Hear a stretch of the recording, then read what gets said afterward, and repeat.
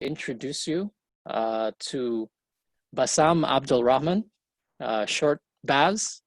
Um, he he was an instructor in batch one, currently not teaching, but he was kind enough to lend us his time to share with us tonight about branding and storytelling.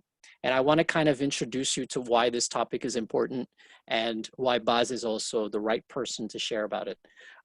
First of all, as you well know, this week, you have the week off from the academic side of what you're supposed to be learning during this program.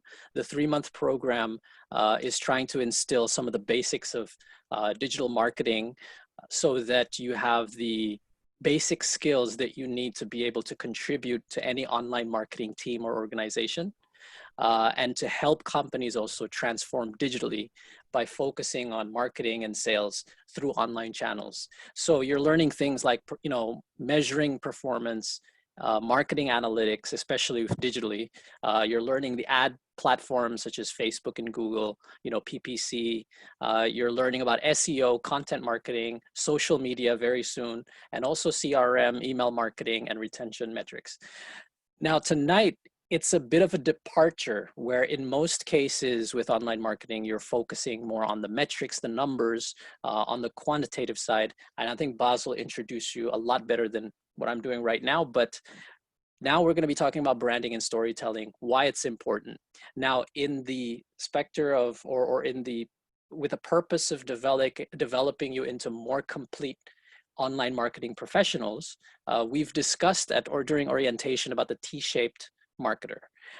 Branding and storytelling, which leads also into other avenues like copywriting, content production, and narrative. These are very important aspects because at the end of the day, people buy from people that they like, from people that they trust, and humans from the beginning of time, have been sharing stories. And that's the primary way that most of us probably learn. And it's the most effective way that I think a lot of people learn as well. So these are skills that are very important for you to delve deep into. And while it can't be covered all tonight, I think Baz is going to give you an introduction that will get you excited to want to learn and delve deep further in your own time and in future courses. So again, Baz, thank you very much. I think you're the perfect person to share about this topic. If you look at Baz's LinkedIn, which you should have access to.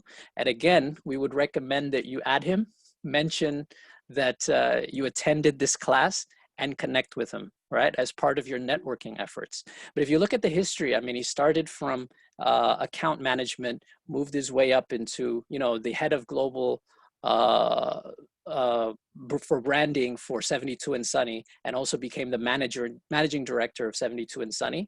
And more recently, he's become the VP of marketing for Zenyum. And I recommend that you check out Zenyum. It's a very interesting company, very up and coming in Southeast Asia.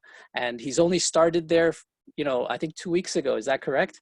So if he doesn't reply your messages on LinkedIn, please forgive him, because it's crazy, right? Just to get a call to be able to discuss about tonight was difficult. So we're very grateful that you could, spare a few hours with us tonight. We're going to allow you to give a presentation, and then we'll have a Q&A as usual. And Baz, take it away. All right. You were on a roll there. I actually thought maybe I can go on holiday. You can cover this presentation for me today. But thanks for that introduction. It was super nice, and I think I'm really excited to kind of come back and share with you guys and have a little bit of a conversation with you guys.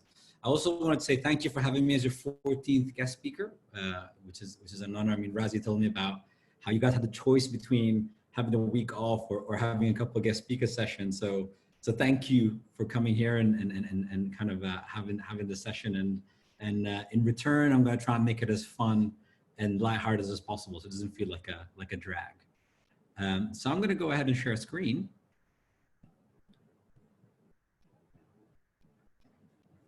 Can everyone see my deck?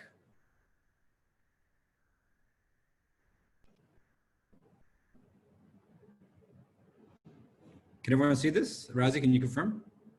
Very clear. Okay, great. So yeah, so as Razi was saying, the key thing for today was to kind of talk to you guys about an intro around storytelling and branding, and really give you a little bit of a background around all this. But before I jump straight in, I wanted to use a little part of the hour to just give you a little bit of context behind what we're going to do today. And as Razi was saying, you know, a lot of what you guys have been covering in this course and going through has been very much kind of like, you know, focusing and taking you through and giving you like top line skills on both the quantitative side and the qualitative side.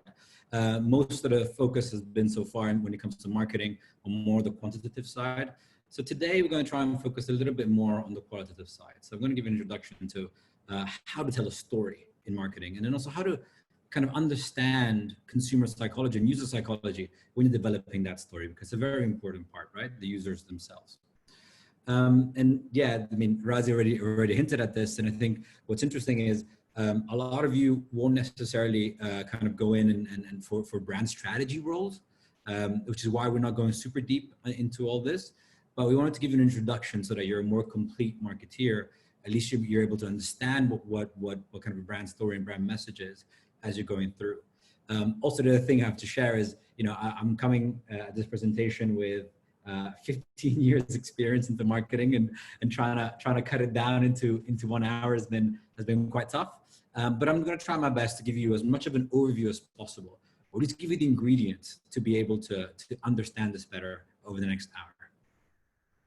So the key topics that I'm going to focus on is getting to a point that we can understand what a brand is. I think brand and branding has had many different definitions. Different companies talk about it in different ways. Different people talk about it in different ways. And I just wanted to kind of give you once and for all a kind of a clear explanation as to what a brand is and why a brand is important. Then I'm going to move into step 2, which is learning how to build a brand and giving you key ingredients for that. And then finally, I'm going to end in how to take those ingredients and craft them into a differentiated brand story. So those are the key things for today. So let's begin.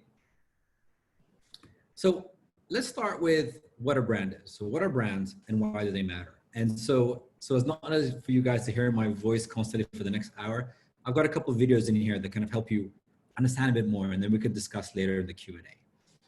So I'll start with the first video that I'll pay you guys now. There's a reference in here to a company called Gateway Computers. You don't need to know what that is. Just ignore that. It's a very American reference, and it's probably a very old reference that maybe just Razi and I know because of our age. But don't worry about this. Ignore this for now.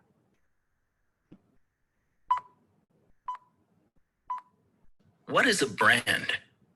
A brand is the difference between a pair of running shoes and a pair of Nikes. A brand is what people feel about you, your product, the service you provide, or your organization. It's part rational, but mostly emotional. People will forgive a strong brand if it makes a mistake. Remember New Coke? Likewise, people won't forgive a weak brand if it makes a mistake. Remember Gateway Computers? We thought so. So, what is the secret of a strong brand? The answer is surprisingly simple. Focus. I'll say it again. Focus. Great brands stand for something. Not a lot of things. One thing. For decades, Swedish car maker Volvo defined their brand with a single word. Safety. Well, it seemed to work for them. Sometimes you have to think beyond the category to know what you stand for. Harley-Davidson makes motorcycles. Want to guess what they stand for? Freedom. Not a more powerful engine, not a more reliable bike or a smoother ride. Freedom. Brands are experiential. Take Starbucks. They differentiate themselves in many ways and offer a consistent brand experience in every Starbucks you visit. They even have their own language. Starbucks has created a unique community of coffee lovers that speak Starbucksese and are true brand ambassadors. It doesn't get any better than that. Starbucks had realized they weren't in the business of serving coffee. They were in the business of serving people. So, can you put a monetary value on a brand? The people at Interbrand Research can. Remember the fine folks at Coca-Cola we mentioned earlier? Care to guess what their brand is worth? That's right. According to Interbrand, about 61% of the value of the Coca-Cola Corporation is brand. That's a lot of cash. Here's the monetary value of some other brands you'll be familiar with. So a brand is worth protecting and nurturing. But how? Here are a few key points to help maintain or even grow your brand. 1. Be different. The world is filled with parody products and services. Make yours stand out. 2. Be vigilant. Don't allow your brand to do things it shouldn't. Don't be the gateway computers of your category. 3. Be relevant. The marketplace changes constantly. Make sure your brand keeps up. So, who really owns a brand? The brand manager? The VP marketing? Brands are owned by the people. It used to be a company would tell people about their brand. It was pretty much a one-way thing. Now, it is much more of a conversation. But don't worry, this instant feedback can be very useful. It gives you a glimpse into what's in the hearts and minds of your customers and allows you to take action when you need to. It can also help you stay focused, and that's a good thing. So let's recap. A brand is much more than your logo or the color of your truck fleet. It's something intangible. It's what people think of you, but mostly on an emotional level. Great brands are focused. They stand for something. Great brands are not just seen and heard, they're experienced, and in a way that is uniquely theirs. A brand can have tremendous value and should be treated that way. Keep your brand healthy by being different, vigilant, and relevant. And finally, never forget that people, your customers, own your brand. Listen to them, respect them. Most of all, earn their trust. So there's a lot in that video, and a lot of that we're going to go a little bit deeper on. But one of the biggest takeaways I really wanted to take from that video, and also from today's session, is that a brand is not just a logo. A brand is not the tagline, and a brand is not advertising, right? So what is a brand? A brand is actually a unifying point of view that goes across the entire business, the entire company. So what does the brand stand for? And how do we take what that brand stands for and bring it to life at every level of this circle, of this diagram? So a way to explain this is usually by kind of using Apple. And I think Apple's always a great example to show how they really have a unifying point of view that goes across the entire business.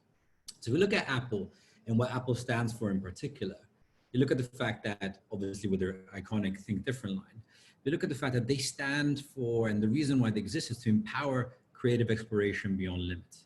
Now, that brand value is so clear right now, they don't even use the line Think Different anymore. Apple is now automatically connected to and automatically a definition of creative empowerment and pushing the boundaries.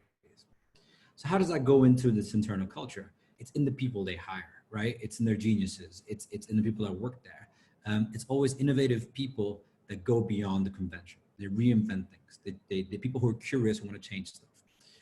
Then when it goes to actual product, that's obviously very clear how that comes to life. Ultimately, if you really look at Apple, they've never actually invented anything new. What they have done is they've taken existing components and put them together to create game-changing product. Again, creative exploration, and allowing consumers to explore with the products that they create. It also goes through into their touch points, right? The Apple stores, and I don't think there's one in Jakarta actually, but if you ever managed to experience an Apple store, if you've been to an Apple store, the design thinking behind it was around creating a modern town square to facilitate a free-flowing exchange of creative ideas. So again, all about enabling and empowering creative exploration. And only at the end does it go to their advertising, right? So it's disrupting creative in the way they do the communication conventions as well. But it's very important that the strongest brands and the best brands are built from the inside out, something that's true to the company, that goes through all the levels, and then you can communicate. When you just try to communicate it and it's not true to the company, consumers see through that, and to the point of the video, consumers don't trust you. It's very important that from the get-go, the brand that you create, even if you're just starting a company from scratch, it's not about big advertising. It's about what is the value that this company that I'm creating bringing, and what does the brand stand for? So that's the key thing to take away as part of this initial conversation as to why it's important. So then we're going to go into why do they matter.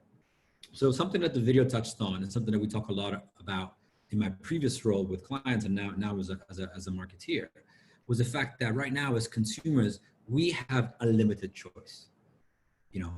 The average grocery store has 50 times more products than 80 years ago. There's loads of choice, whatever you're trying to buy, which is great for us as consumers. It's not necessarily great for brands. It means that there's loads of competition. And so it's really hard to differentiate yourself. And having a brand can be something important that allows people to pick you over the others, which is something that Razi touched upon earlier. The other thing to do is focusing on product, right? A lot of companies, when they start, they just focus on a product. What's quite interesting though, is that especially now with technology and technological advancement, you might have a product-based advantage, but that might not be sustainable in the long run. And by that we mean even Airbnb, who created a completely new product, it becomes easy there for it to be copycats. There might be new technological advancements that bring new players out there that are cheaper than you, that are more affordable than you, that can reach a different clientele to you. And what happens so far is that your product-based advantage is slowly eroded. The moat you thought you had is slowly eroded. So then if you cannot have a product-based advantage and you have product parity, where else can you go? And that's where the brand comes in. So the brand gives you the ability to move both the heart and the head. And this is an interesting study that the IPA did. It's the Institute of Practitioners of Advertising. And over the course of 30 years, they analyzed campaigns that focus predominantly on rational, campaigns that focus predominantly on were combined, and ones that focus predominantly on emotional. And it turns out that actually emotional campaigns drove a larger profit growth over 30 years because it gave a point of view, it gave a differentiation to the product.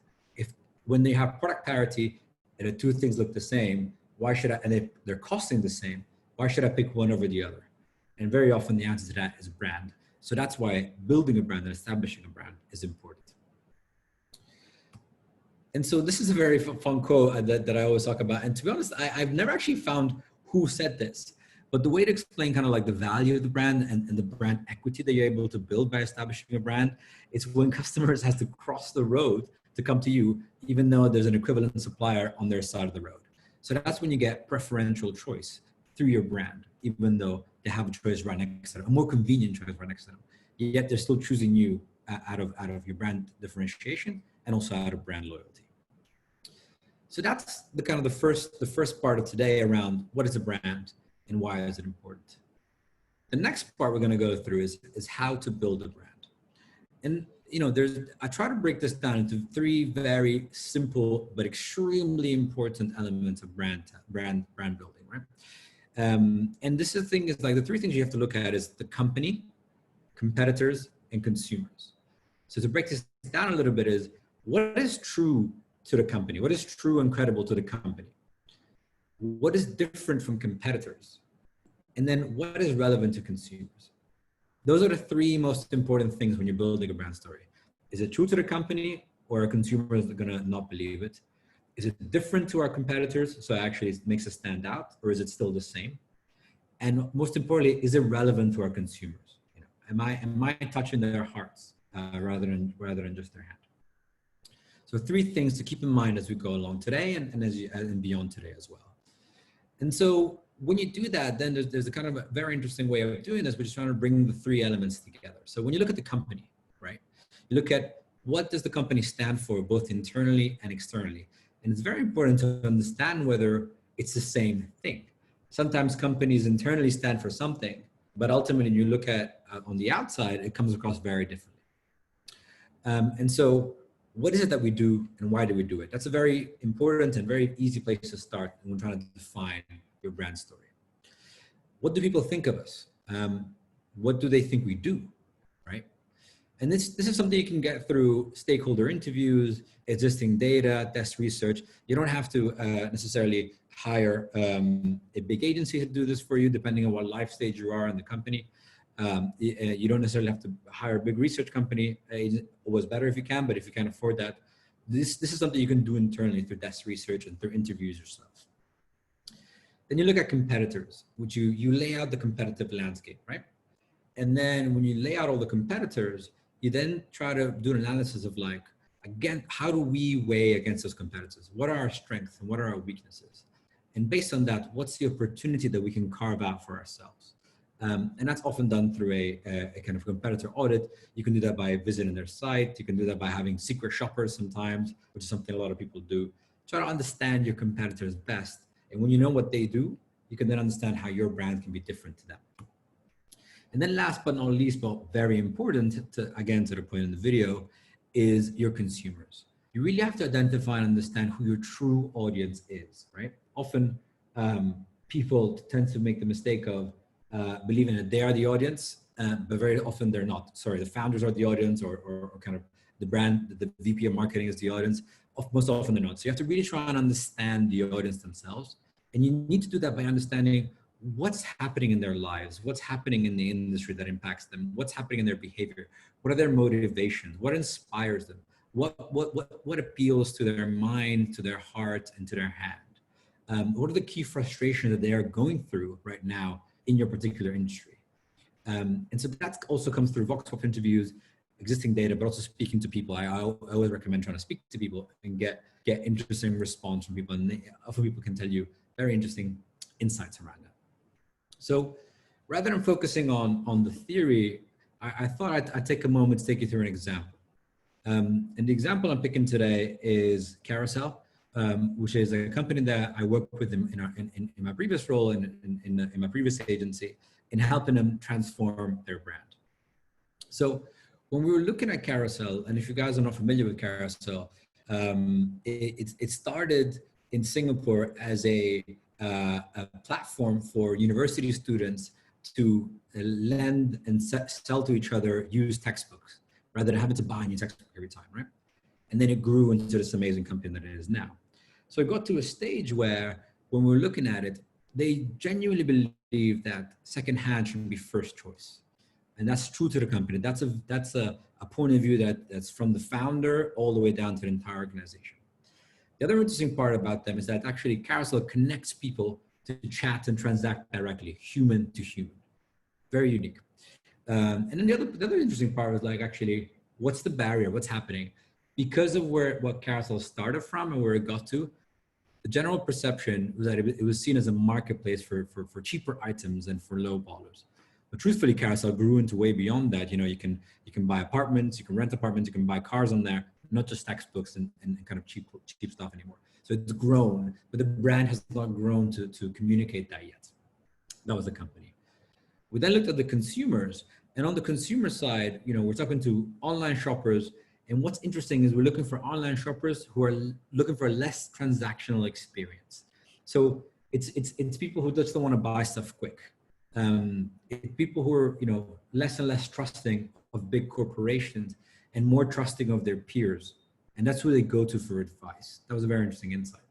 The other interesting insight was actually the fact that big e-commerce portals actually push you to buy. And this is what people were telling us. But sometimes me as a consumer, I just want to, like, you know, be given advice and ask questions and discuss and be helped into finding the right choice for me. So those were the kind of the truths that came out of the company, the truths that came out of the consumers. And then we dove into competitors. So I'm going to expand a little bit more on the competitors. I'm going to give you a really simple example. By the way, caveat, this exercise I'm going through here took us 6 months to do. And so I'm really bringing it down to the bare minimum. It's a lot more detail, a lot more nuance that maybe we can touch on later in the Q&A. But again, I wanted to give you the top line around that. So on the competitors, we looked at, okay, let's do the landscape of the competitors, the e-commerce competitors right there. And we put them on kind of like a landscape of like mass to bespoke. So it's for everyone or it's for certain people. And then from extremely transactional to relational. So just buy stuff and leave, have a conversation, be able to find out more information, relate to people and purchase. So when we mapped out competitors, we looked at Shopee, you know, we had them within very transactional, very mass, similar to Q10, just a little bit less transactional. Then we looked at like people like Zalora and Lazada, who are still quite transactional, but slightly more relational and a little less mass because they allow you to connect with some of the buyers and sellers. You also have a feedback. You're able to feedback and review some of the sellers on there. And then obviously Zelingo was actually a little bit more bespoke because you're able to connect directly and with the merchants.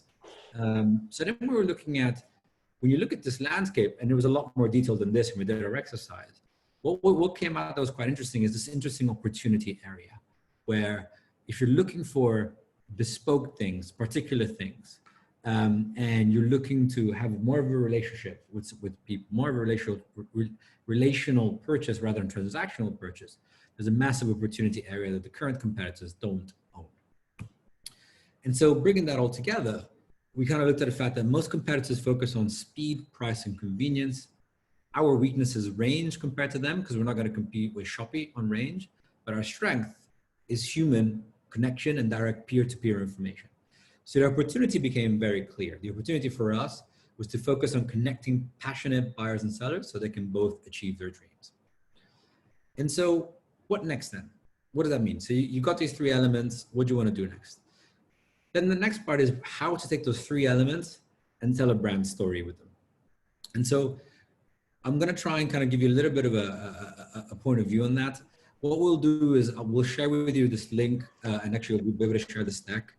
But the interesting thing about this link to go through is it gives you the 11 most typical kind of storytelling techniques and breaks them down and how you can have the beginning and middle and end of a story.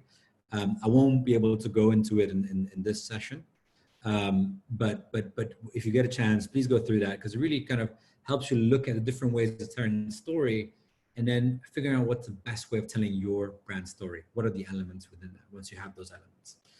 And so let's go back to carousel for a second. So we kind of got these three elements, right? We found out what's true to the company, which was we believe in secondhand as the first choice and we connect people directly human to human. We found out that our consumers are missing that chance to get more help to find the right choice. And they're less trusting of big corporates. And then when it comes to competitors, there's an open space around trying to deliver and help more buyers and sellers that want to connect over passionate things and achieve their dreams, right? So we then want to bring those three elements together into one story. And the model that we ended up choosing out of those 11 that I talked about earlier was the model that's called the Pixar model, which is quite simple. It's there once was, because of, and finally. Actually, if you think about any Pixar movie, this is actually the beginning, the middle, and the end of every Pixar movie. So borrowing from that, what's that storytelling technique going to come to life when it comes to carousel? And so there once was is the context. Because of is the barrier, the problem that we're trying to fix. And finally is a solution that we're bringing to the table as a brand, our story. There once was an old school way of doing business where big corporations would just sell, no matter what. Don't necessarily caring about me as a consumer, not necessarily caring about my passions. They just see me as a number. They just want to sell to me. Because of that, people stopped trusting big companies and building a new economy with their peers, the shared economy. So then that gives the change to happen. So finally, we built a place where buyers and sellers can connect over their passions and share their passions and achieve their dreams. That's kind of been the key thing around that. So when you take these three bits, really simple, right? We took those three elements, we told them into a story, the beginning, the middle, and the end. Now, the next step is to expand on that story a little bit more, infuse some more emotion in that story. And so we came up with a brand manifesto. And so what I'll do is I'll talk you through it. That brand manifesto was used internally. It was used externally into campaigns. It informed the business itself into that circle that we were talking about earlier. It started from the center of the brand. It informed the people that they hire. It informed the products that they make. It informed the spaces and the events. They do a carousel land every year, and it informed that. And only at the end did it go into communication. So I'm going to share with you the brand manifesto that we presented to them. There once was an old way of doing business where the attitude was, I win, you lose. And then came a shared economy, a place that is win-win, where passion is empowered a place that is a catalyst for possibility, where small things snowball into big things, giant things. Here, you might buy the guitar that launches your career, or your side hustle selling cupcakes catapults into an empire, or a mutual interest spores something bigger. A place where one person's pain is not another person's gain. Because the more we share with each other, the more we all win. Whether you're buying to begin a passion or selling is your passion, we have the perfect place for you. Here, you'll win. Here, everyone wins. Carousel, everyone wins.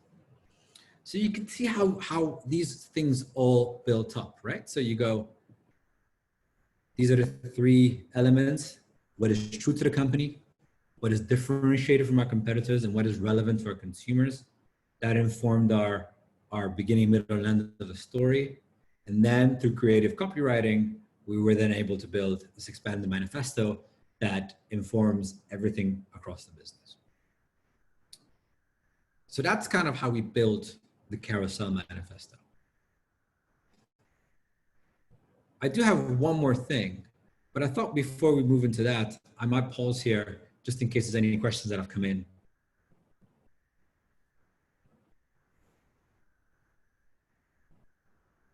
Let's have a quick look. Hold on. No worries.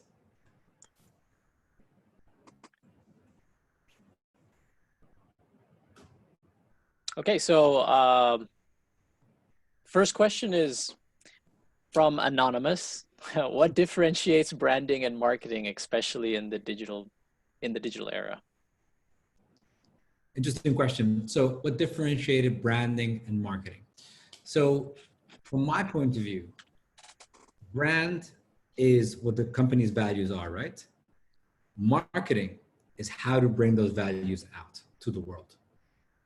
So actually I would put marketing in the last circle, communications, right? And obviously there's an important thing around marketing where a lot of the digital economy sees marketing as performance marketing. And that is true. That's probably one of the most important elements of marketing right now, because if you don't have traction, if you don't have consumers, you don't have a business. That's very important to focus on that. But ultimately, it's one of the aspects of marketing. So for me, branding is your company. Why does your company exist? What does it do? What's the purpose of it all? How do you bring that to life across the entire business? It's really at the core of it. And marketing is how you communicate that out to the world. That's the difference. Sorry about that, I was muted. Is it typically the product first, then comes the brand and then the marketing communication, or is it typically, or depending on the business, I guess, but if you're a startup, it would be the product first and the brand, but then if you're a company that produces multiple products, then you start with the brand. Would that be correct? That would be correct, but even if you produce only one product, yep, I feel like you should start with the brand. Okay. Again, and I'm not talking about communicating your brand. Yep. I'm talking about formulating your brand, articulating your brand values, articulating what your company stands for. And I think that doesn't cost you anything. You can do that from the get-go. You know, right, Apple had a very strong brand story and brand point of view from the beginning, right? Let's take another example. Let's take Airbnb that actually focused on a product first, right? Yep. We focused on a product, and it was growing fast, but they had like the pioneer's paradox, where they had a lot of early adopters. It was growing really well, but there's a bit of a chasm to then go into like the mass, right? To go from early adopters to mass. Mm. And the startup paradox, or the pioneer's paradox, is the fact that you've created something so unique that it's actually hard for the mass to understand it. Right. Right. Yep. What do you mean? Staying at someone's home? Staying in their bed? What? No. Why? Why wouldn't I just stay in a hotel? And so it wasn't until they created a brand story of live like a local. We want to empower people to travel the world and experience cities like a local, not like a tourist, right? Mm. And only then were people able to understand, okay, that is the brand proposition. This is what Airbnb does. This is what the value brings to me. It allows me to be a local. But when it's first like, oh, it's just a cheaper way and you stay at someone's house, it made it hard to go en masse. Right, right. So it's definitely about perspective and shifting the perspective to a way that it's advantageous for your products to actually be adopted. And it gives people a Yeah. why. Why should I pick you? Why Yeah. should I spend my money with you? Here's an interesting question. In internal branding or internal culture, have you personally had to work on a campaign for a company's internal branding? So I've never had an internal branding brief per se, but every brand transformation that we have done has always had an internal element. So to give you an example, I worked with Adidas for a long time, and the brand story was if Nike is all about fulfilling your potential as an athlete, if Under Armour is all about working hard, Adidas was about creativity. It's about using your creative mind and challenging and changing things. So we created this campaign, and we created this brand promise of here to create. So that completely changed the way they worked internally as well. They were no longer about scientifically creating the perfect product for the athlete. They're actually about being creators. The people internally were called creators. They were no longer called employees. Even their kind of development process was no longer about like lengths and lengths of scientific R&D. Of course, they still do R&D, but they were experimenting more because creators experiment, right? So creators collaborate, which led to their collaborations with people like Kanye, Pharrell, et cetera, et cetera. Athletes, actually, they got athletes to help them with the designs of their own shoes. So it completely changed, the brand value completely changed the mindset of the company, even internally. Right. Yeah, yeah. And it makes sense. It led to them also guided the signing of the types of athletes that they would sign, and some of the more creative, maybe a little bit eccentric kind of athletes rather than the big names that that Nike went for. Yeah. Absolutely, absolutely. Here's a question from Nito. Nito, did you want to ask directly if you're there? Nito, you there? I guess not. So I'll ask his question and you can watch the recording. How do you bridge the often opposing perspectives between brand marketers and more performance growth oriented marketers? How is it best to collaborate or bridge the two? I think that's a super, super interesting question. And it's also a very apt question for my role right now. So I've joined as a VP marketing of Zenyum, where I lead both the performance team and the brand design team, right? And what's quite interesting is I'm going to break this down into different parts. Do you think the question is about brand as in brand story or branding as in communications? Nito, you want to chat? Do you want to type the answer to that? Specifically what you meant. Can you hear my voice now? Yes. Yeah, we can hear you. Hello? Yeah, go ahead. Yep, we can hear you. Yeah, what I mean for brand here isn't really specified to a certain, but it's just the way that it is more, it is more geared towards creative and copyright and the qualitative side of things as opposed to more quantitative side of things. So I don't have like a specific definition for brand in this case, but just want to know your perspective on that. Okay, so what I'll say, okay, let's look at it from a communications point of view, right? Because that's usually the clash, right? Like the design team and the creative team want to make it look beautiful. The performance team wants to make sure that it's performing and kind of driving leads and opportunities. And so I fundamentally believe that there isn't really a zero-sum game there. I actually think that if you're able to combine the medium, which is the performance team, and the message, the design team, and the brand team together, then you're able to create a more powerful communication, and you'll find that you get a better return and better traction. But more specifically, what I think it is like, think about it more of a dial. So obviously performance is optimizing to drive leads. But there's two dangers of performance. One danger of performance is the law of diminishing returns, right?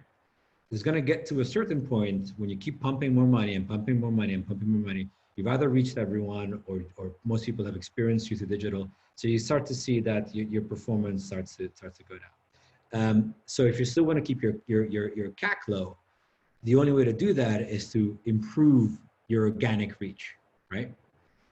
Obviously there's SEO and there's all those channels, but brand is key to create fame, to create awareness, and get more people to come to you around that. So what I would say is optimize for performance, but make sure that the message that you're putting out, because usually it's the majority of your budget, is still true to your company. Make sure that it looks like your company. Make sure that it sounds like your company. But don't do that to the detriment of the performance of the campaign. So I genuinely believe that there is a way of making it work. A lot of companies don't do that. A lot of companies separate the growth team from the brand team. And I think that's probably the easiest way of doing that. But I believe that if you can combine the two, if you can have your brand inform your performance, and your performance still perform like a performance marketing team, you'll be a winner. The other interesting thing around that is you'll often find that when you focus too much on performance, it'll be like a spike, right? It'll go up and it'll come down when you're not active, up and down. So it's not really fully sustainable. Where you do brand initiatives, you'll go up and then you'll stay there. You go up and stay there. So I think that only focusing on brand is wrong. I think that only focusing on performance is wrong for the longevity of your company. So for me, it's about doing both.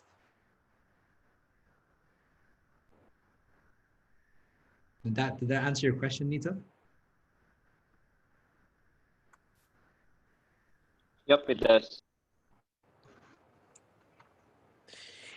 Okay, so there's a few more questions. Baz, do you want to leave it towards the end, or do you want to take one more? Yeah, no, let's leave them to the end. I'm enjoying this. Okay, sounds good. So just finally then, I just had one more thing to share with you guys before we then stop and kind of have more of a discussion. I wanted to share with you guys this brand statement that Coca-Cola just did. I want you to look at this. And as you look at this, think of the 3 beats. What does the company stand for? What do consumers think? And what are competitors doing, right? So think about it that way as you go through. Because at the end of this, I'd love to hear from you guys if you want to raise your hand. What your point of view? What are the 3 beats? What is true to the company? What is differentiated for competitors? And what is true to consumers, relevant to consumers? And by the way, competitors right now are not just other soft drink brands. As an example, competitors is any big branding culture right now. So think of Apple, think of Nike, think of anyone big within culture.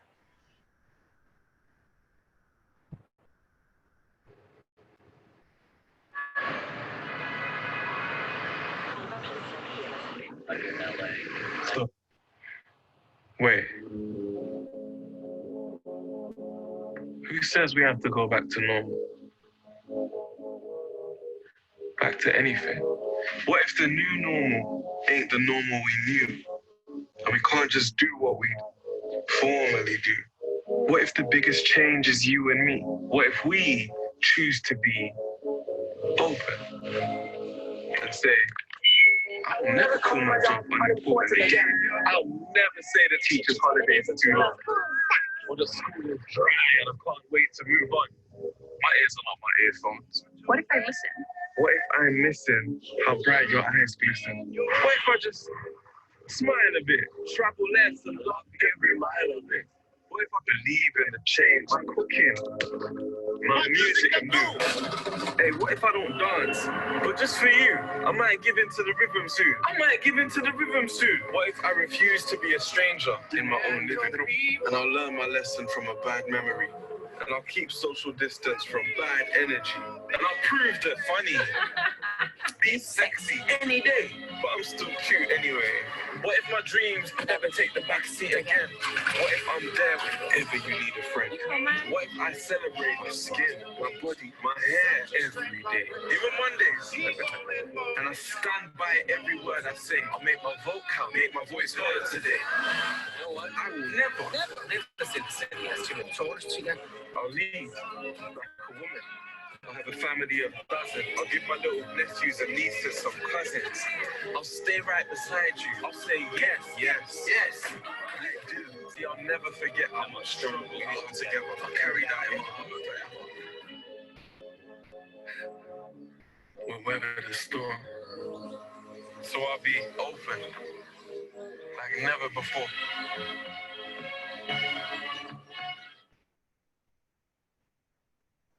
There you go. Did you see that before, Razi? No, it's first time. Very So interesting. this launched 2 weeks ago, or 3 weeks ago, and it was really kind of very, very topical in the moment of COVID, right? So. Yep. Did anyone raise their hands? No, guys, if anybody wants to comment, raise your hand. By the way, Nobody? there's no right or wrong answer. Yeah, what was the hashtag again? Open. Open like never before. Okay, guys, let's raise your hand. Come on. Open like never before, guys. Like anybody wants to comment on the you know on that video. I think, as Bas said, from the perspective of, you know, what's true to the company, the competition, and what you mentioned before, not just, you know, the soft drink industry or the beverage industry, but you know, for the biggest brands in the world like Apple, competing for headspace, and then also what's true to the consumers.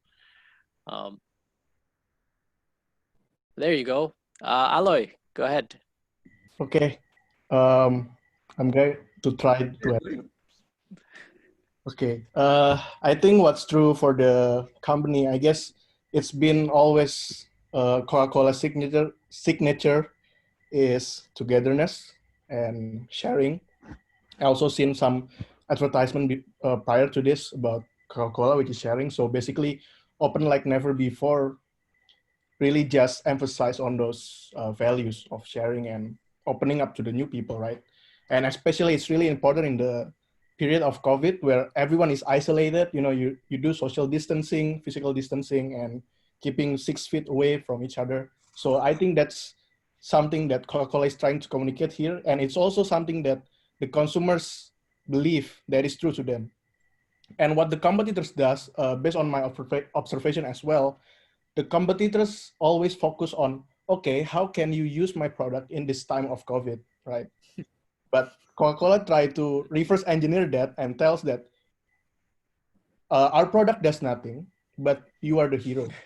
So I think that's something that I capture in this short advertising. I'm open to suggestions, of course. Thank you. Awesome. Awesome. Great I'll come back to perspective. you on that one. Does anyone else want to have a go as well?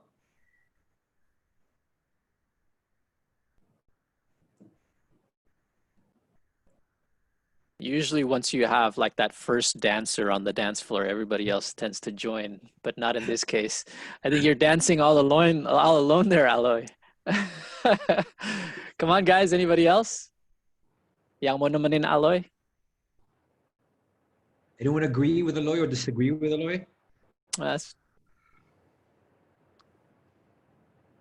still digesting the video.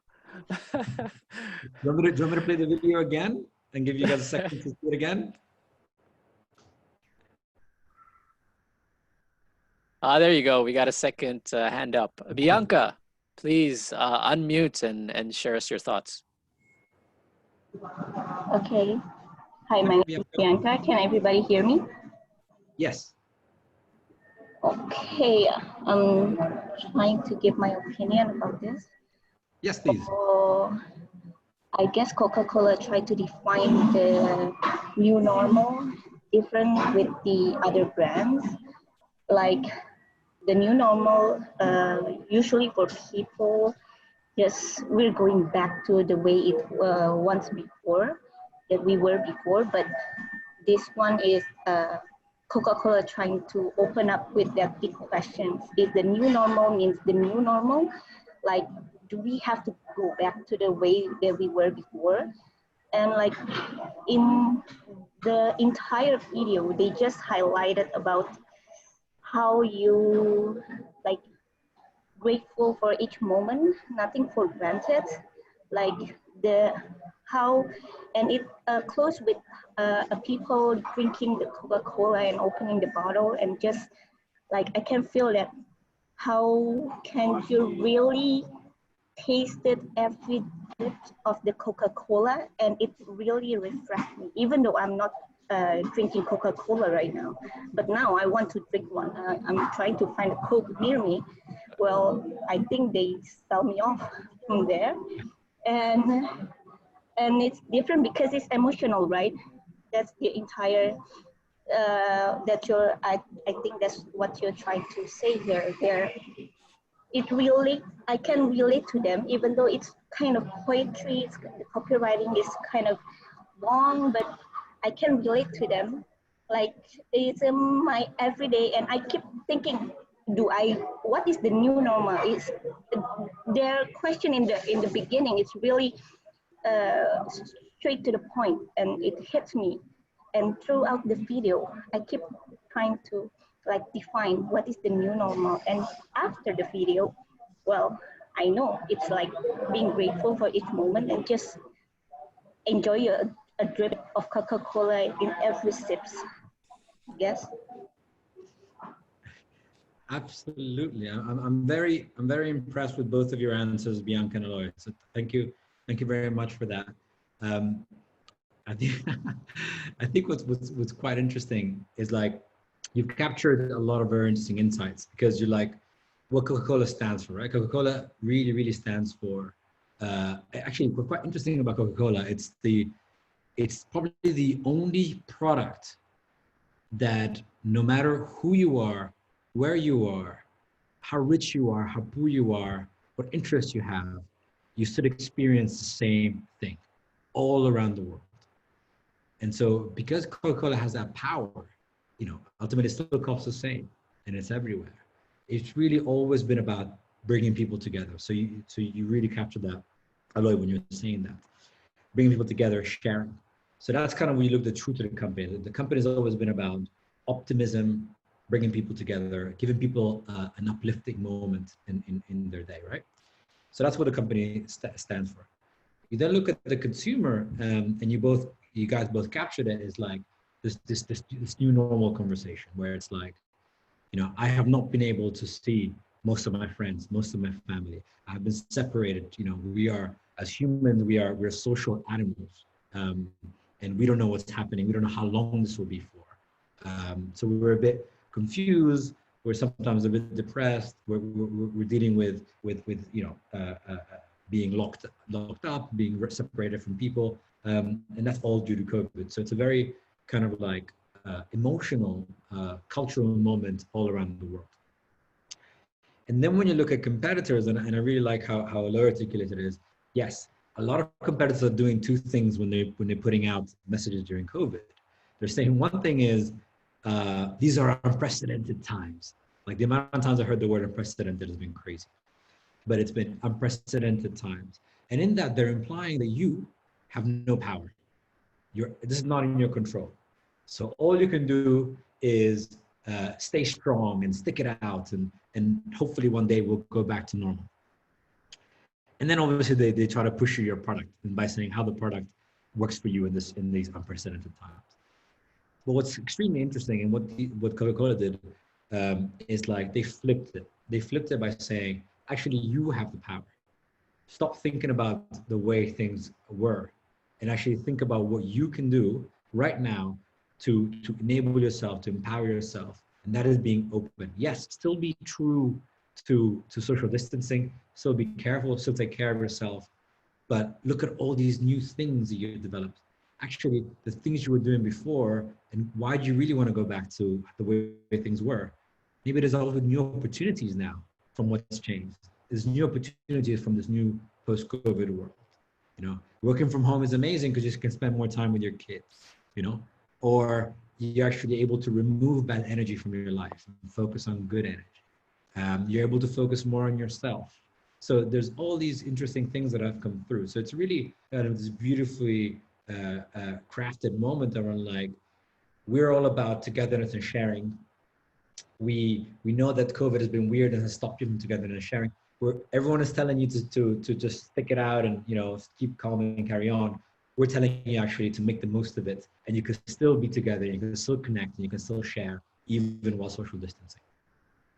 So I felt this was very powerful. Razi, are you going to say something?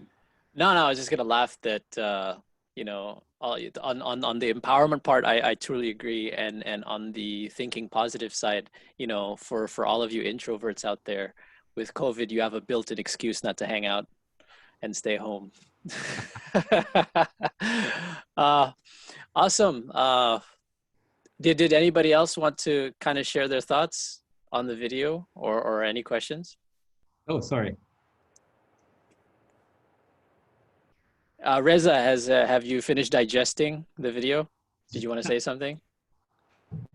Reza, you're being put on the spot, man. May I say something? Yes, please go ahead. Yeah, it actually already answered by Aloy, and I forgot the other one. Sorry.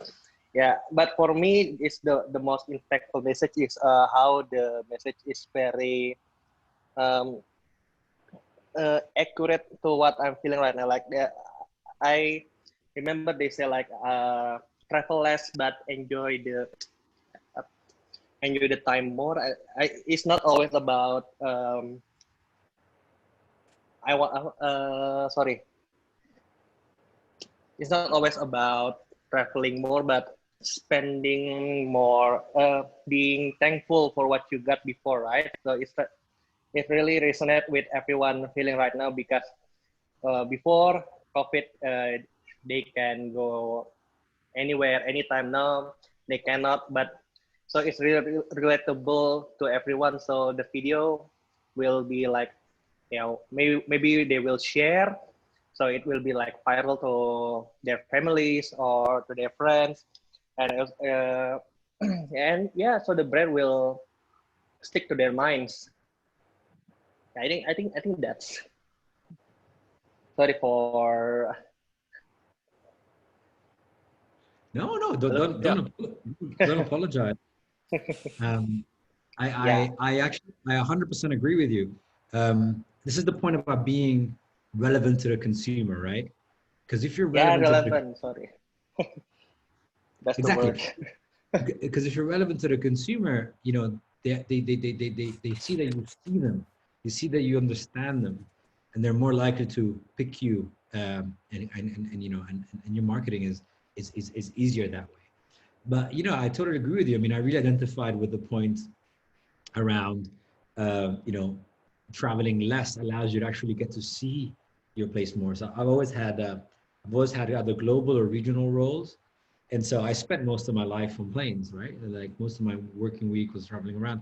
And if I look back at it now, I'm like, why did I do that? That was a terrible life. And actually, this is a far better life, being grounded, seeing the city I live in, seeing the house I live in, being closer to the people that I live with, being closer to my friends that are next to me, my family that's next to me. So I just wasn't present because I was always away. So part of me was like, oh, I want to go back to the old ways. I want to fly again. And now I'm like, actually, no. Actually, I want to still stay like this. I want to be able to. I'll still travel, but less. I'll spend more time here. I'll enjoy more of what's here. I like the word focus as well. You mentioned it, you know, in the previous video. It mentioned that great brands focus, but it's also when things are taken away from you, or the options are taken away from you, you tend to focus and you know, be more mindful at the things that you have. And also when things are taken away from you, you tend to be grateful for the things that you've had before, and so it made you kind of at least look back. Hopefully not in a negative way, but you know, you're thinking, you know, you had so much, and to kind of remind you to be grateful with what you have, right? So I think that's also very powerful.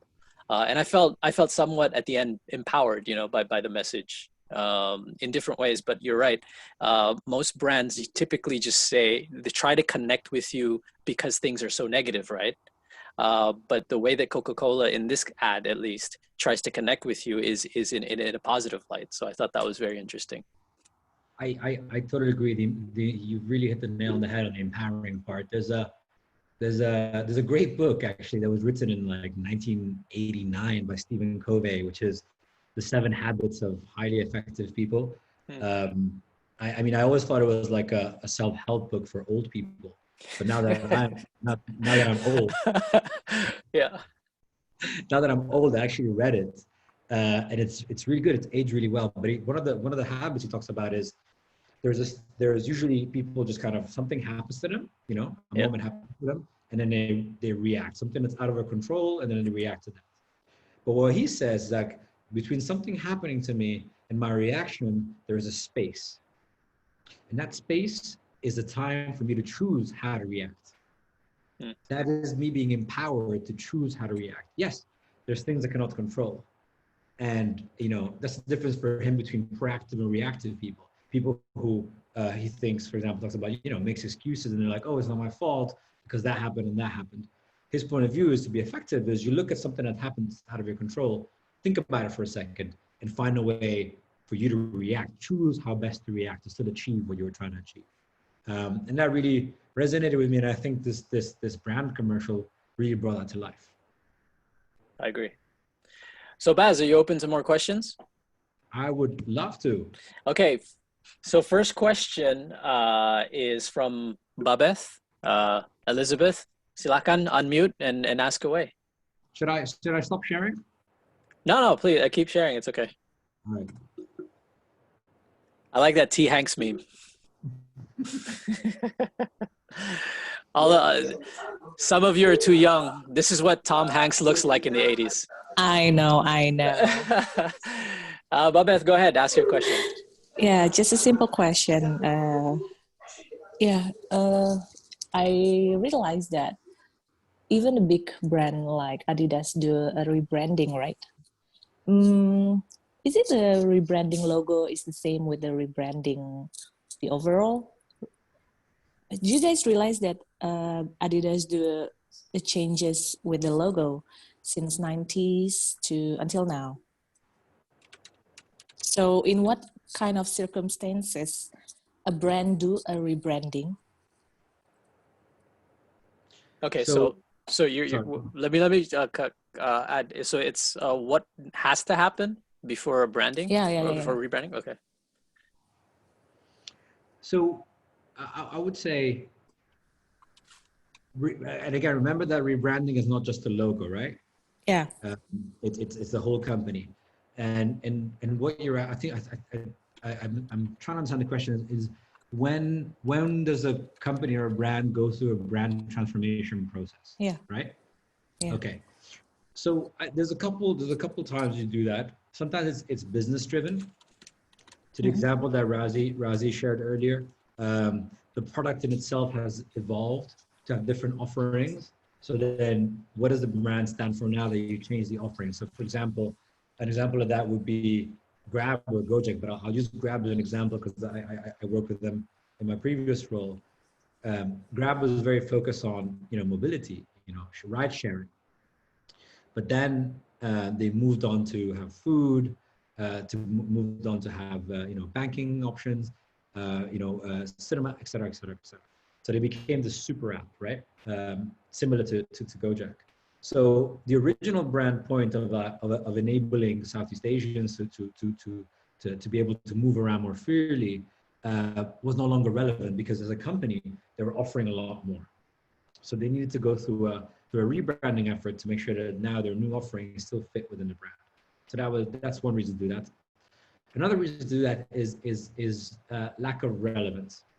So sometimes some brands are seeing themselves as being particularly relevant with an audience, but they're hitting a wall and they find themselves needing to recruit newer, different audiences, maybe even younger audiences. And that's when you feel the need to make your brand relevant, you transform it. So An example of that could be something like Axe, which is the deodorant. So Axe globally used to have this kind of brand promise of like spray the can and get the girl. It was all about trying to find a girlfriend or boyfriend. But as the conversation around masculinity and femininity and kind of like toxic masculinity and how women are portrayed in popular culture changed, Axe became obsolete. It was no longer relevant. It was actually alienating the audience. So it needed a rebrand to become more relevant again. So I would say those would be the two main drivers: product evolution, and then relevance in your brand. And the third one would essentially be, you know, if some bigger things happen that are kind of social political changes happen and that cause you to be on the wrong side of consumers, that's an opportunity to do that. I mean, a bad example of that would be BlackRock, right? BlackRock being changed their name to BlackRock post the financial crisis, right? Because they wanted to come across as something new and something different, and not part of the old guard that caused the financial crisis. So I would say those would be the three big things. Okay, noted. Thank you, Bas. On the logo point though, I'll say Adidas had loads of logos. Yeah. And sometimes there was no reason for it. Okay. Sometimes it was just more for cosmetics. Sometimes it was just, you know, the business was fragmented, so different people. So for example, if you look at them now, they have the Trefoil, which is basically the Adidas Originals logo, and then they have the kind of like the sports, you know. Logo. But truthfully, that is very important internally because two different businesses. But when you ask consumers, 9 times out of 10, they don't notice the difference. They're like, yeah, it's just Adidas, right? So sometimes internal drivers drive change, and I would say I would try to stay away from that. Sometimes, you know, like a new VP of marketing comes in, or a new CMO comes in, or a new creative director comes in, and like they wanna put their own stamp on things. I would often advise against that. I would always have either a product-led or consumer-led reason to transform. Okay, I see. Okay, understood. Just want to confirm with you, Bas. So if when the customer changes, it's often and only driven by the product changing, or is it also because consumer behavior is changing? That's usually due to social political. So it's never just because of the consumer, but the consumer is an effect. The changing consumer is an effect of either the product or social political changes. Would that be true? Or sometimes it's a business decision, right? So you look at a product like Diet Coke, right? Diet Coke was super popular with people who are now in their late 30s, early 40s, right? So it was an alternative to Coke, and you know, young parents, young families loved it at a time. Office workers loved it at a time, but then they all got older. And as they got older, Diet Coke was not recruiting new consumers. So from a business point of view, their growth was stalling. And so they needed to find a way to recruit new consumers, younger audiences. Yep. And that informed them to try and do that. Banks do that quite a lot. Insurances do that quite a lot. Like sometimes you have literally a dying pool of loyal consumers. You need to reinvent yourself to become more relevant to the next generation. Right. Okay, so the next question, depending on the life stage of the company, how much focus or importance should be put to the brand in each life stage? So I would say, again, differentiated between brand values and brand communications. Brand values are important from the get-go. So define those from the get-go when you're founding a company. You talk about brand communications, I would say I would put traction first. For most people, I would put traction first because you have limited budget, and you're trying to prove that there's product market fit. You're trying to prove that you want to grow. So if you, and so in that stage of like the stars, right? So startup, turnaround, aggressive growth, a reinvention, and sustaining. I would say when you're in startup mode, probably focus more on traction and a little bit less on brand communication. When you go into aggressive growth, that's when you have to start thinking about brand communication and how you can. So you now know the product works. You know that people want it, but you're limited by how many people you can reach through performance marketing. So you just try and reach new people through awareness, through brand awareness. That's what a lot of people try to do virality campaigns or viral campaigns, which very few are successful. But obviously, the most famous one would be Dollar Shave Club, right? Yep. So I'd say that's an interesting point. We have to focus on brand. I would then go when you have to sustain a particular brand, then that's become brand. Sorry, when you have to sustain a particular company's size and growth, brand becomes extremely important because by that stage, your key differentiator is what you stand for. And so that I would say those would be the three life stages, and basically as it grows. So if you go performance and brand communications as startup, you're trying to improve traction, so focus on performance. When you get to aggressive growth, bring more brand. And then when you get to kind of bigger and sustain, that's when you start to bring in even more brand. Cool. That was from Anonymous, so there's no way for me to confirm whether you've answered their question or not directly. Yeah, Anonymous, if you wanna kind of unmute and show yourself. But I'll move on to the next question. And you mentioned in your case study earlier, you said it took 3 months of research. Can you kind of elaborate what you mean by research and how you go about it?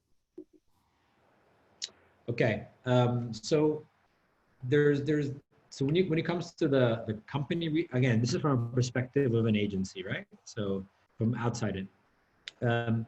When it comes to the company part of it, a lot of the research was done through stakeholder interviews. So we would sit down with different people from different levels of the organization and different parts of the business, right? So from the CEO from the founders to the C-suite, all the way down to the interns, right? And then we would also talk to different people across different business units. And what's very interesting is to see if there's a differentiation or a different point of view on what they think the company stands for, right? And when you're noticing that, then when there's no consistent and uniform brand point of view that's out there. There's a very interesting, actually, story about JFK, John F. Kennedy, who visited NASA, and he saw a janitor cleaning the floor. And then when he went up to him, he asked him, "What are you doing?" And he replied, "I'm putting man on the moon," the janitor. So he didn't say, "I'm just cleaning the floor." So he really understood. They really understood the brand value and what NASA stood for. So I think that's interesting for us to see that, to see the different points of views.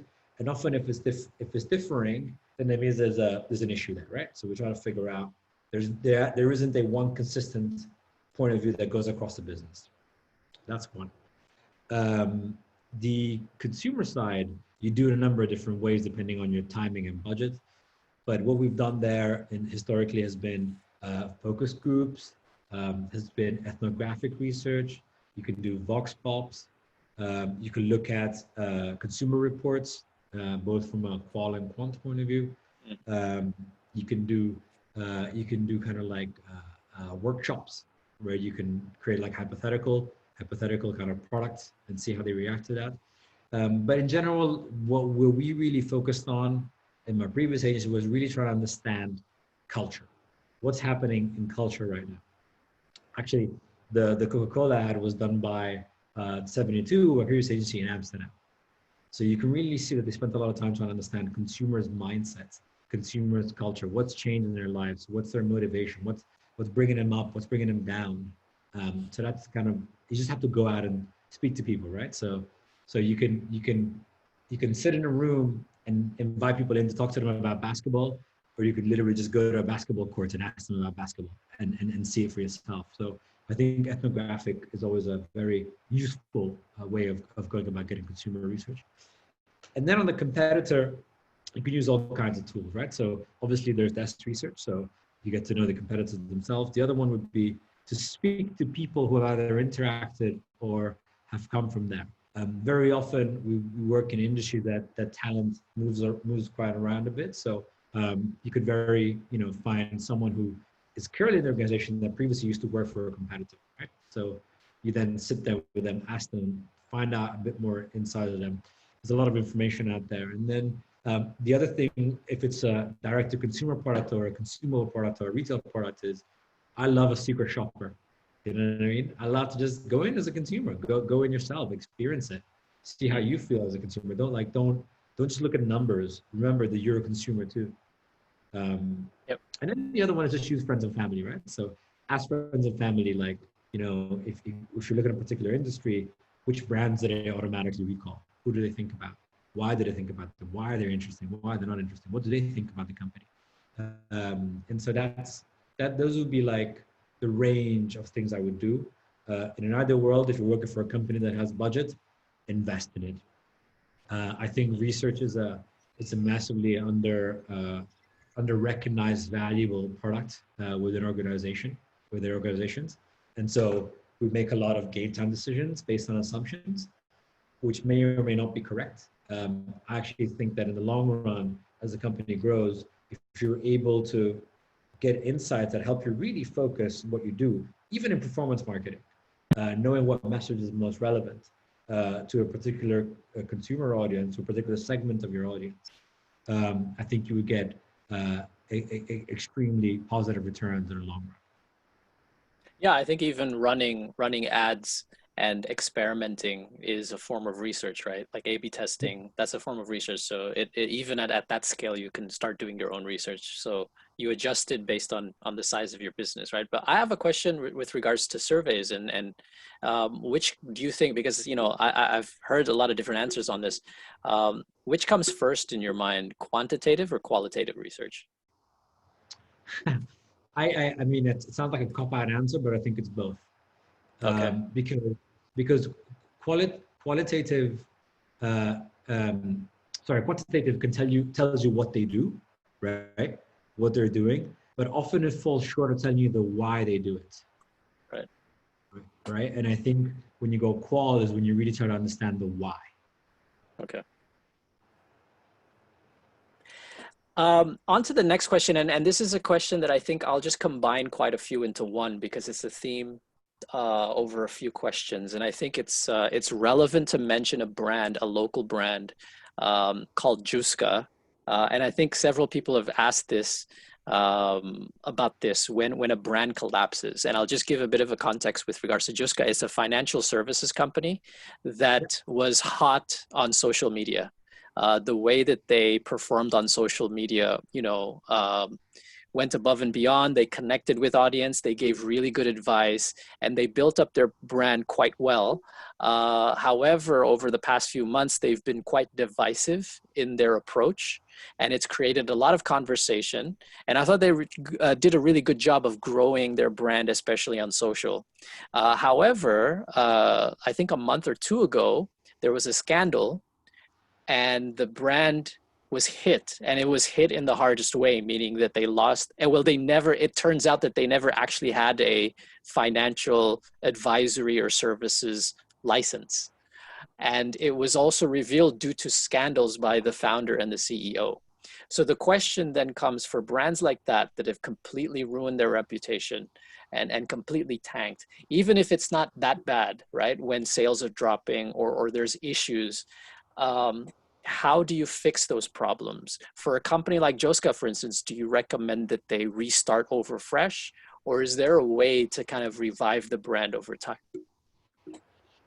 That's a very interesting question, and I think it's a little tricky for me because I'm not super familiar with Juska. But what I would say is it depends on the level of brand equity they built in before and what they built it on. So if they built it on transparency and honesty, right, and then they come across as non-transparent and non-honest, then obviously it could be a non-starter.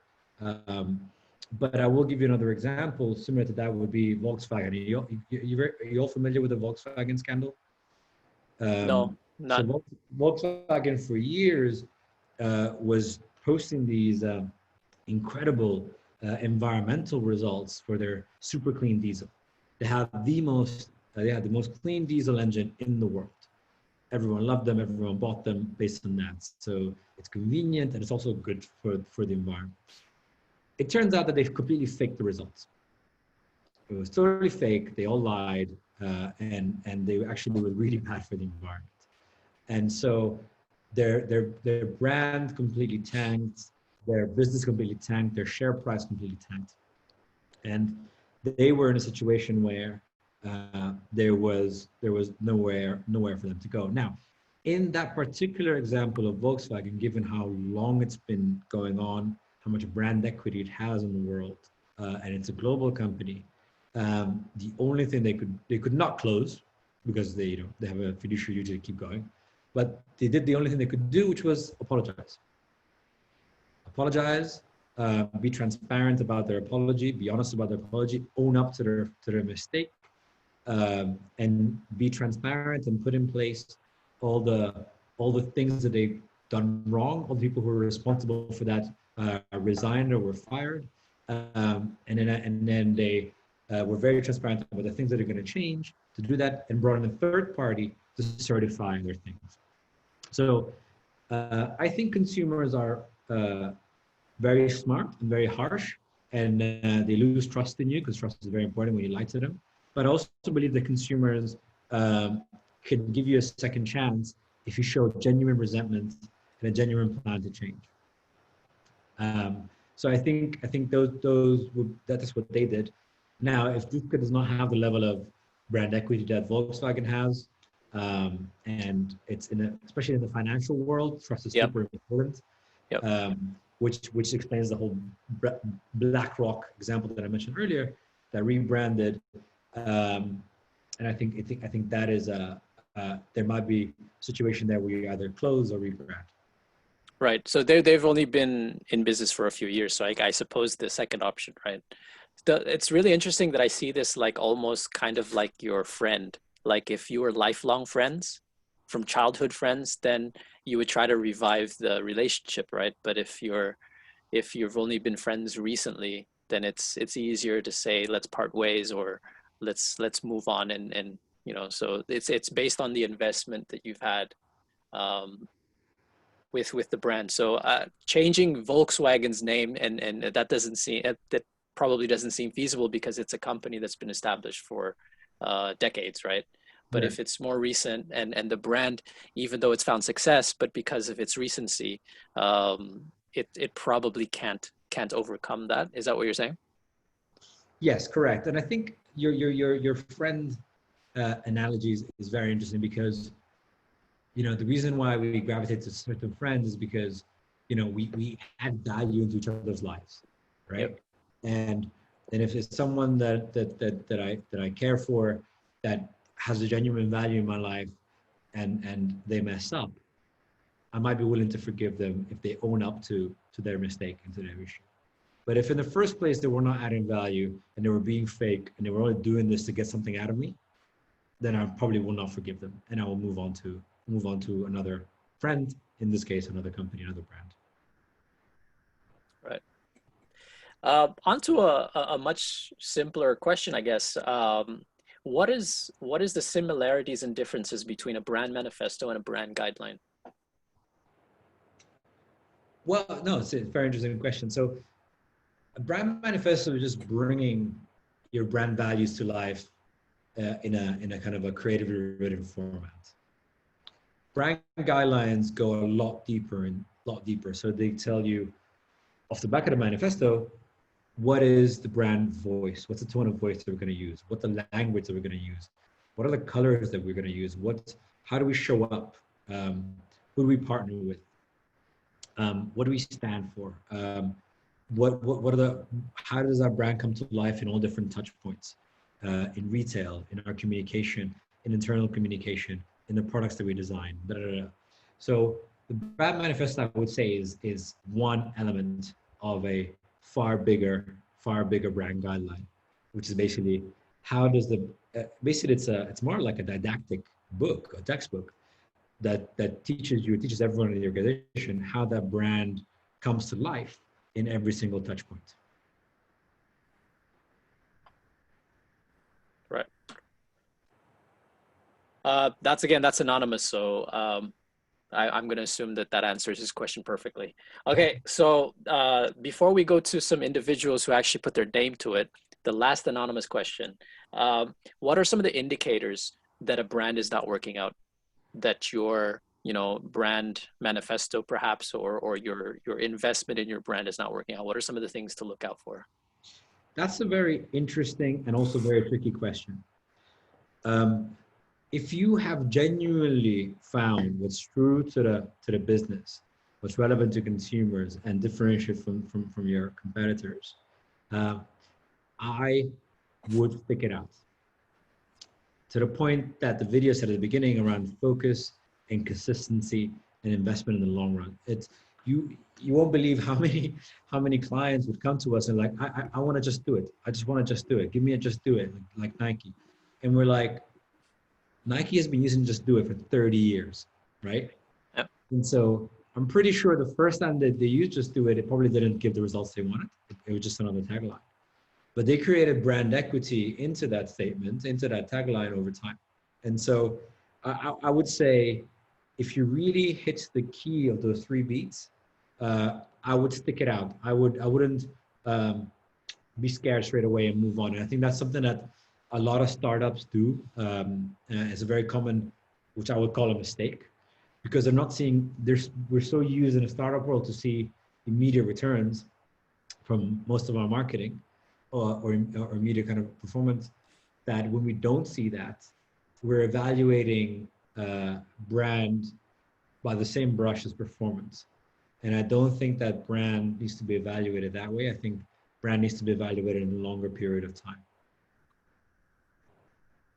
Unless you get pretty direct feedback that you've completely got it wrong, that means you got the relevance wrong, or you're not right about the way it's not true to the company, or it's actually similar to a competitor. So if the feedback is you got one of those 3 things wrong, then yes, it's not working.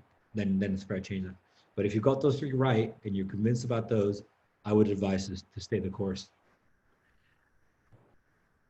Excellent. So that's company, competitors, and consumers. Correct. Okay, so anonymous, hopefully that answers your question. Now we're going to move to individuals who actually put their name to it, and we're going to ask them to unmute and ask. The first one who has 2 questions is Ivy. Ivy, you want to unmute and ask your question directly? Sure. Hello, can you hear me? Hi, okay, awesome. So I do have a question in regards to Coca-Cola ads, because this is just something that came to my mind.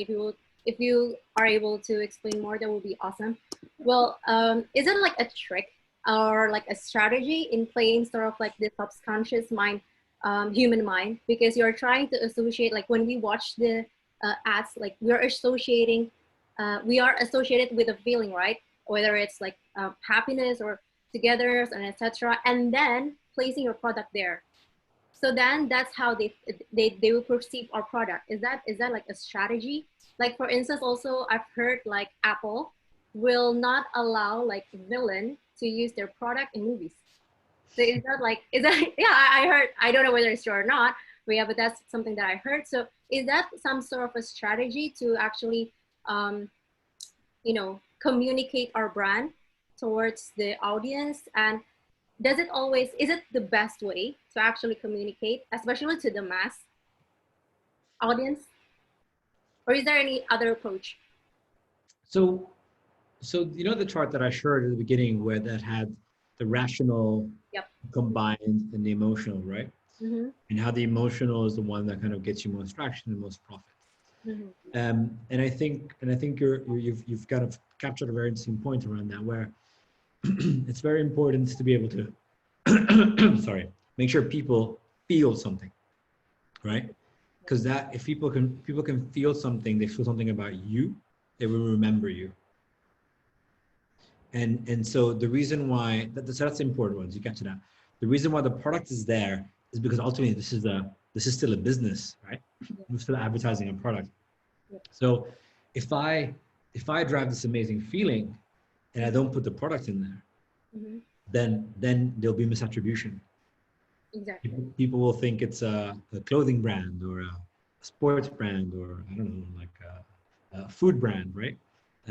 So it's very important for you to be able to have your brand and your product there, so it's kind of attributed to it.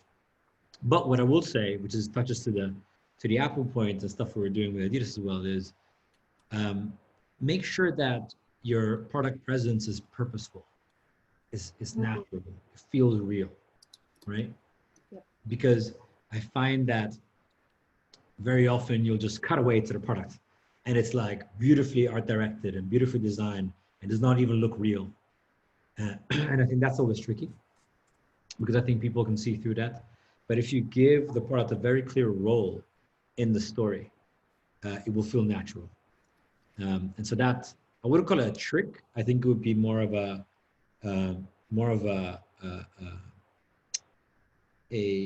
kind of a smart way of making sure that there is attribution to your product and to your brand. Mhm. Does that answer your question? Yeah, it does, but I just would like to confirm. So, in a way, is it proven to be like more successful? Because in the Coca-Cola ads, right, the star is not the Coca-Cola, the star is the story.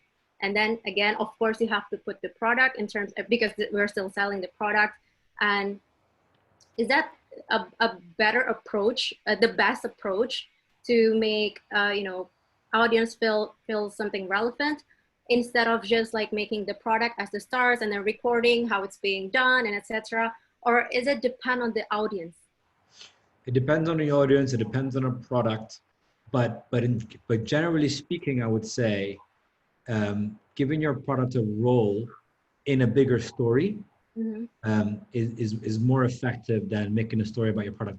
At the end of the day, it's about consumers, about being relevant to consumers, right? And so make it about them. Make it about things that they care about. Don't make it about you.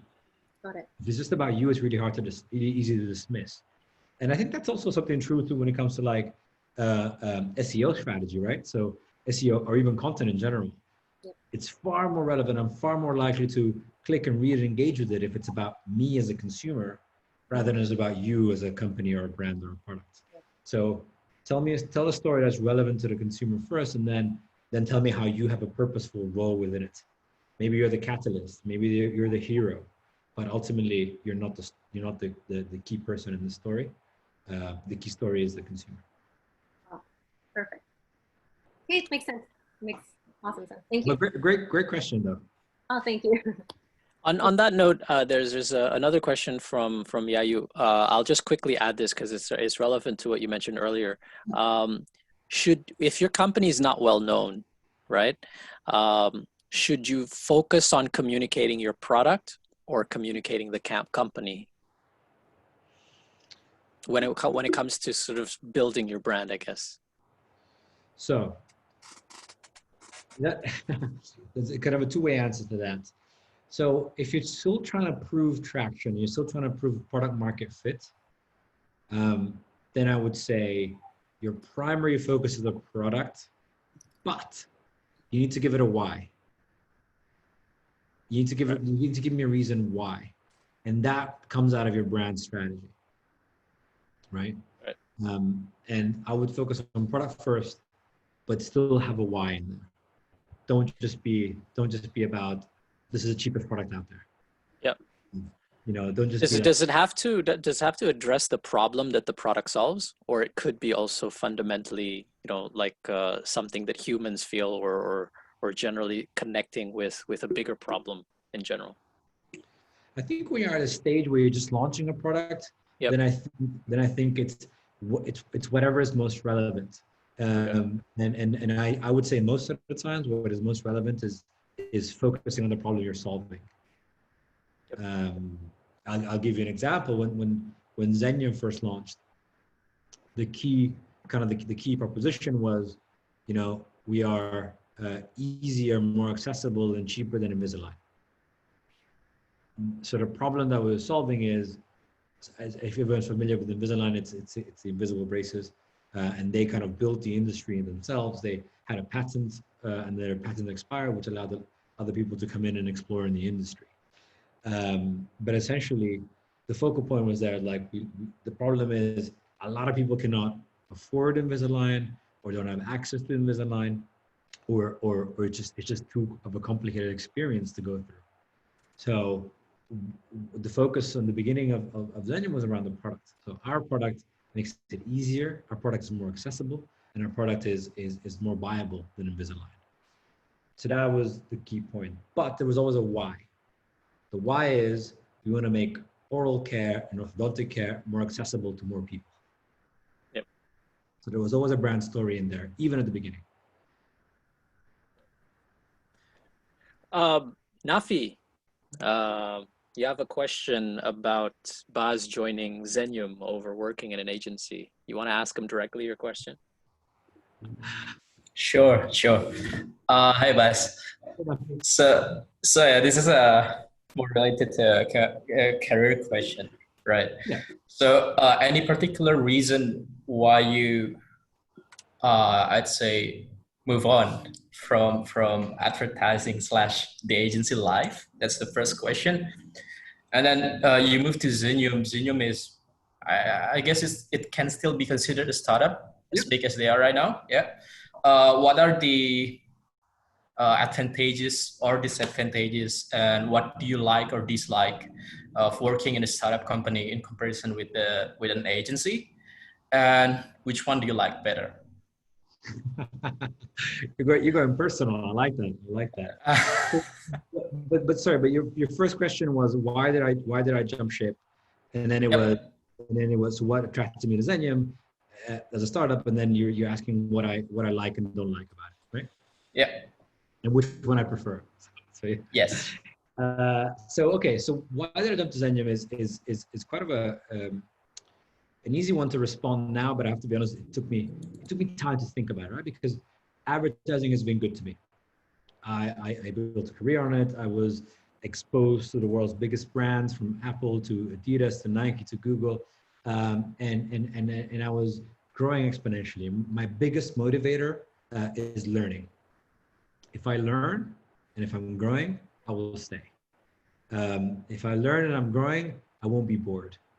If I learn and I'm growing, I have purpose, right? But what happened in the last, probably, I would say 2 or 3 years, is that I was elevated to a managing director role, which was incredible, and I was very thankful and lucky for. But if you look at my learning trajectory, I felt that I just kind of hit a bit of a plateau because I was no longer involved in the work as much as I used to be. I was focusing more on the organization itself, on the people, on the finances. And essentially I was removed from the thing that I loved, and I was removed from the things that I was learning most about, consumers, people, right? And so when I started hitting that plateau, I thought, okay, fine, this is, because I've been incredibly lucky all my career. I'm like, okay, this is what normal people go through. It's just a job, right? Like, you just take a job, you take a salary, and I'm still surrounded by very interesting people. And then I just kind of do whatever I want on the side. Now, in doing whatever I wanted from the side, I got the opportunity to be an advisor for a couple of companies. One is Oxstreet, which is a sneaker marketplace. One is RevoU, which I'm an advisor for. And actually, funny enough, I was working with Matteo. We came up with the name RevoU. And then the third one is Zenyum. So I was introduced to them, and I was very thankful actually to be introduced to them by Matteo. And they asked me to be an advisor for them. And so in my mind, it was, I still do my job. I still do what I enjoy. I still do my career, something I've been doing all this time. And then I get to have fun on the side when I advise. And the more I was advising, the more I was having FOMO. Because I'm like, I'm actually, it's funny enough, and maybe hopefully Matteo is on the call, but I was actually learning more from advising than I guess a value I was adding to the companies I was advising. So and that kind of just re-sparked my motivation of like, I need to do that. I need to jump. I need to go. although I'm established in this career, I've got to the top, quote unquote. I just still felt that I wanted to jump and start again and learn something new. I wanted to be a beginner again in some things. So that was my biggest motivation towards going. The other motivation was the fact that if you guys know the band The Roots, they're this American band, and the drummer is this guy called Amir Questlove, and he talks about this, he wrote this book about creativity, and he talks about how in the beginning of his career he only collaborated with artists that were similar to him, and then he realized that he hit a plateau, and actually he decided to then start to collaborate with artists that are very different to him, and he was learning again and growing again. So that's another motivation for me to kind of move to collaborate with people who are not from my same background, and I'm learning loads from them, right? So I would say those would be the key things. What is the biggest frustration of moving to startup world? I would say it's a frustration, but also something exciting. I would say it's a speed, right? The startup world is amazingly fast, and I love it. But I think, particularly in the case of Zenyum, we've reached a stage where we need to think ahead, right? And I think sometimes just trying things, startups begin with like, let's just try it out, see what the distraction, and then we'll change it and we'll iterate, which is still great, and I still want to keep that.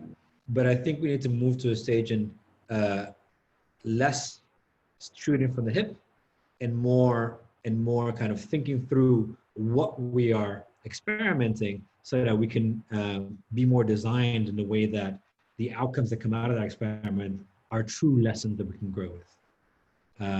So I would say that's that.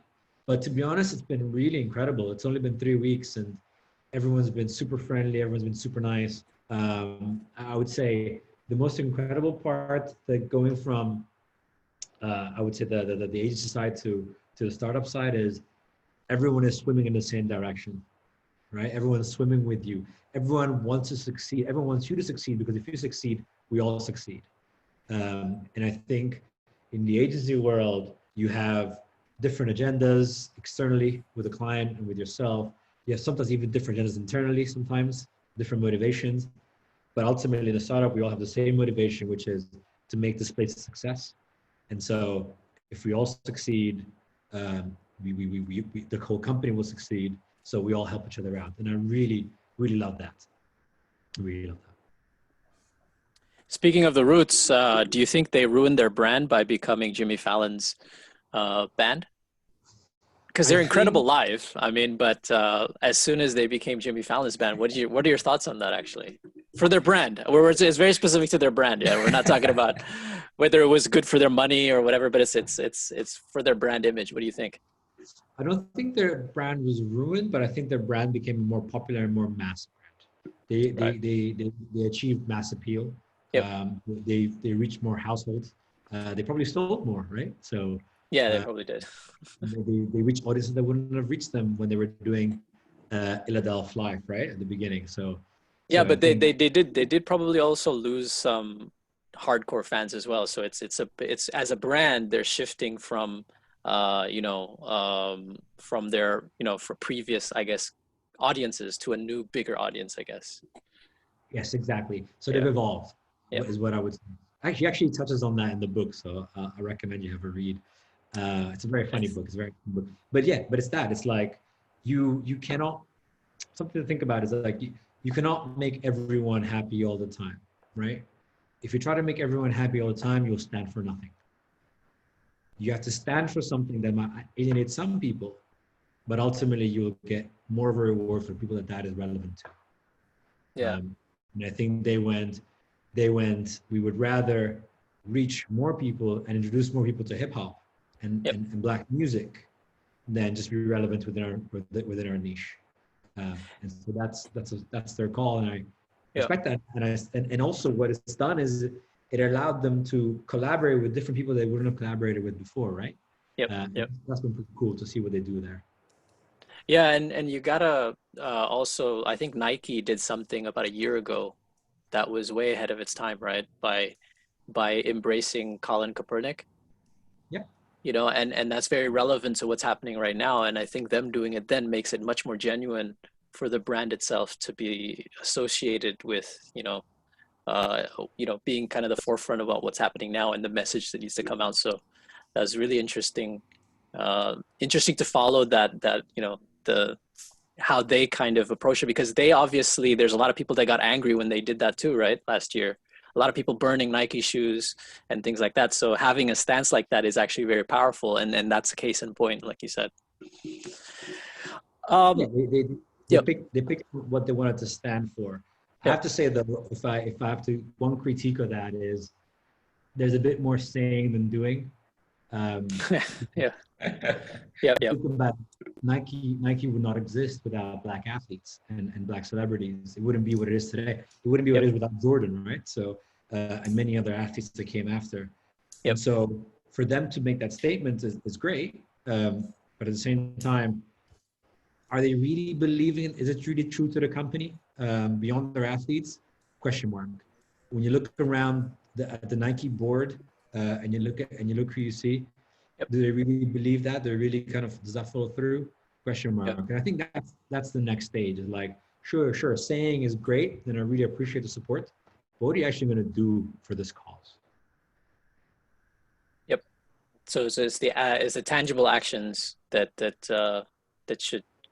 are much stronger than just words. Okay. One final question, if you guys want to ask, whoever raises their hand first for one final question before we end the night.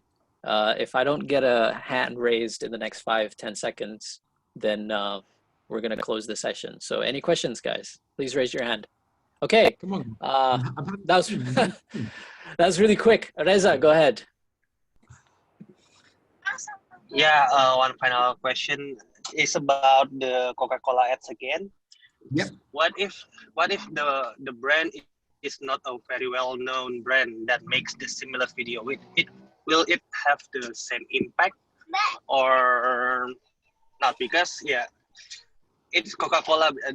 That's why it's very relatable, right? What if the maker of the video is not a very well-known brand? Thank you. That's a very good question. So if it's not a very known brand at a mass level, you have to change your perspective a little bit, but you can still deliver a message like that, even if it's relevant to your small niche. By that, I mean, again, back to the 3 points, if you find that your audience is, depending on what product you are, but actually your key audience is young Indonesian students who are kind of a little bit disheartened about the fact that with COVID, they're not back in the campuses, they're not seeing their friends, et cetera, et cetera, et cetera. If that is your audience and it's a niche audience, no matter how small it is, if you're still saying something that's relevant to them, it will still generate awareness and it will still get more people to kind of resonate with that message. So you don't have to be a big brand to make a statement that is relevant, as long as it's relevant to your audience. It just determines the platform that you can use, right? Correct. Yeah.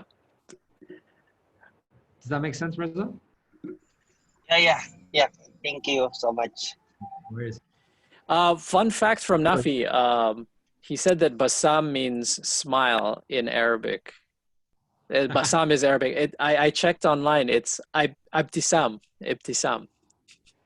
Ibtisama. Ibtisama? Yeah. Ibtisama is the smile. Okay.